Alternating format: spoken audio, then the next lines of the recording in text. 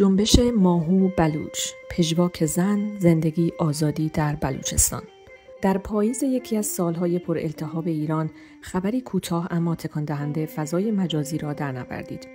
تجاوز فرمانده انتظامی چابهار به دختر 15 ساله‌ای به نام ماهو بلوچ. این حادثه نه تنها خشم مردم بلوچستان را شعله‌ور کرد، بلکه به نقطه اتصال جنبش‌های عدالت‌خواهانه در ایران بدل شد. جنبش ماهو بلوچ در ادامه خیزش زن زندگی آزادی پس از جان باختن مهسا امینی صدای زنان و مردمی شد که سالها در حاشیه مانده بودند. استان سیستان و بلوچستان با جمعیتی عمدتاً بلوچ و اهل سنت یکی از محرومترین مناطق ایران است.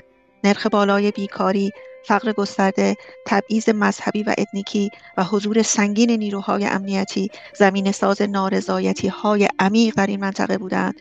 مردم بلوچ سالهاست که با تبعیض ساختاری و حذف از عرصه‌های تصمیم گیری مواجهند و همین زمینه جنبش ماهو بلوچ را از یک اعتراض محلی به یک فریاد ملی تبدیل کرد. پس از افشای تجاوز فرمانده انتظامی به ماهو بلوچ، مردم چابهار و زاهدان در اعتراض به این جنایت پس از نماز جمعه مقابل پاسگاه تجمع کردند.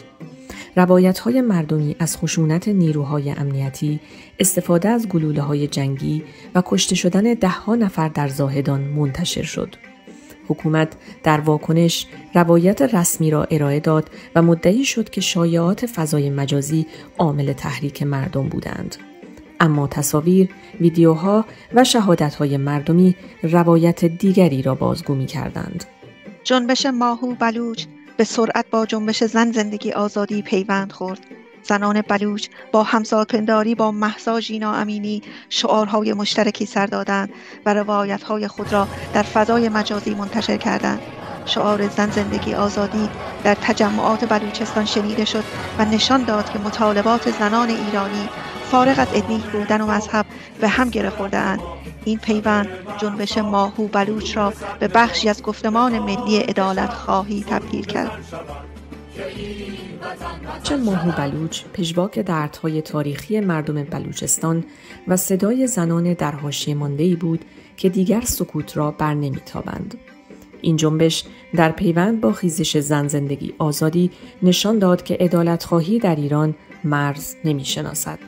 روایت‌های مردمی، مقاومت مدنی و همبستگی مردمی نوید شکلگیری گفتمانی تازه را می‌دهند. گفتمانی که در آن کرامت انسانی، آزادی و برابری خواسته‌ای مشترک برای همه ایرانیان است.